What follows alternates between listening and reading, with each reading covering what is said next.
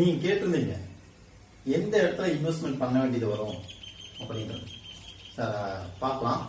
இப்போ இந்த 6 team create பண்ணிருக்கீங்க, 6 நபர்கள் நீங்க வந்து கொண்டு வந்திருக்கீங்க.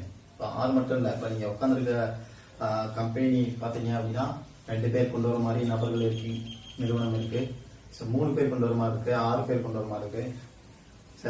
எல்லாருமே அந்த மாதிரி அந்த இதுக்குள்ளதான் இருக்கீங்க அப்படின்னு நான் நினைக்கிறேன். இப்ப அவங்கவுங்க நிறுவனம் எந்த விஷயத்துல எந்த மாதிரி பிளான் கொண்டு போறாங்களோ அந்த மாதிரி நீங்க ஃபோக்கஸ் பண்ணிக்கோங்க. நான் சொல்றது வந்து உதாரணமா நீங்க எடுத்துக்கோங்க. உங்களுக்கு 2 லெக் அப்படின்னா நீங்க அதை ஃபோக்கஸ் பண்ணிக்கோங்க. 3னா 3 ஃபோக்கஸ் பண்ணுங்க, 6னா 6ஐயும் ஃபோக்கஸ் பண்ணுங்க. ஸ்டார்டிங்ல வந்து இப்ப நீங்க 6 டீம் கிரியேட் பண்ணி ஒர்க் பண்ணிட்டு இருப்பீங்க, அல்லது 2 டீமை கிரியேட் பண்ணி ஒர்க் பண்ணிட்டு இருப்பீங்க. அந்த ஒர்க் பண்றது எல்லாமே வந்து ஒரு ஸ்பீடாவும் ஆரம்ப நிலையில பாத்தீங்க அப்படின்னா அந்த எந்தூசியாசமா நீங்க ஒர்க் பண்ணிட்டு இருப்பீங்க. அந்த ஒர்க் பண்றதுல அந்த ஸ்பீடு எந்த இடத்துல உங்களுக்கு வந்து ஸ்டாப் ஆகுது, அல்லது அந்த ஸ்பீடை ஒர்க் பண்ணிட்டே இருக்கும்போது இன்கம் வரல அப்படின்றது எந்த இடத்துல வராம நிற்கும் அப்படின்றத பாத்தீங்க அப்படின்னா, ஏதாவது ஒரு லெக்ல இப்ப 2 லெக் இருக்கிறவங்க வந்து ஏதோ ஒரு இடத்துல வந்து உங்களுக்கு ஸ்டாப் ஆகும்.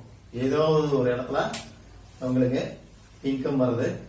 நீங்க அந்த லெக்கை நீங்க கரெக்ட் பண்ணாதான், அந்த லெக்ல யாராவது ஒரு நபர் வந்து அந்த ப்ராடக்டை பர்ச்சேஸ் பண்ணாதான்.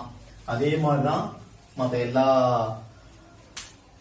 கம்பெனி எல்லா பிளான்லயும் அந்த மாதிரிதான் இருக்கும் சார். அப்ப அந்த விஷயத்த நல்லா புரிஞ்சுக்கணும். நீங்க ஒர்க் பண்ணும்போதே இதை கவனிச்சு ஒர்க் பண்றீங்க அப்படின்னாலும், நீங்க என்னதான் நீங்க கவனிச்சு ஒர்க் பண்ணி 2 பக்கம் ஈக்குவலா ஒர்க் பண்றது, 6 டீம்ல ஈக்குவலா ஒர்க் பண்றது, என்ன லெவல்ல நீங்க ஒர்க் பண்றதா இருந்தாலும் ஒரு விஷயத்த நல்லா புரிஞ்சுக்கோங்க.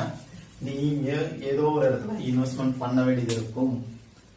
சோ நம்ம போன தடவை பார்த்தோம் இல்லையா, கொஞ்ச நேரம் முன்னாடி பார்த்தோம் இல்லையா, அதே தான் அந்த விஷயம் தான் இந்த இடத்துல நடக்கும். எந்த இடத்துல நீங்க இன்வெஸ்ட் பண்ண வேண்டியது வரும் அப்படின்னு கேட்டதுக்கு உண்டான பதில் தான் இது. இப்ப ஏதோ ஒரு இடத்துல நீங்க இன்வெஸ்ட்மெண்ட் பண்ண வேண்டியது வரும்.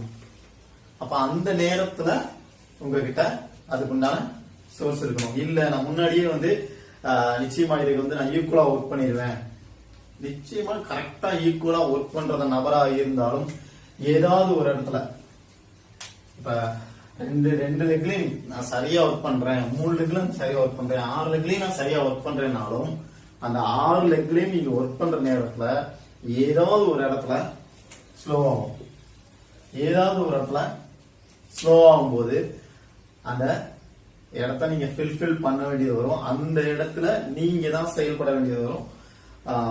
இன்கம் வரணும்னா, இன்கம் வரணும் அப்படின்னு நீங்க முடிவு பண்ணிட்டீங்கன்னா, இல்லைன்னா இன்கம் வராது இல்லையா. நீங்க ஏதாவது இதை நீங்க வந்து ஃபில் பண்ணல, அந்த இடத்துல பிசினஸ் நடக்கலன்னா அந்த இன்கம் வராது. சோ இந்த பிளான நல்லா புரிஞ்சுக்குங்க. அப்ப நம்ம கையில எப்பயுமே பணம் இருக்கணும். இந்த விஷயத்த நல்லா புரிஞ்சுக்குங்க. இதுதான் நான் வந்து கொஞ்ச நேரம் முன்னாடி சொன்ன விஷயங்கள்.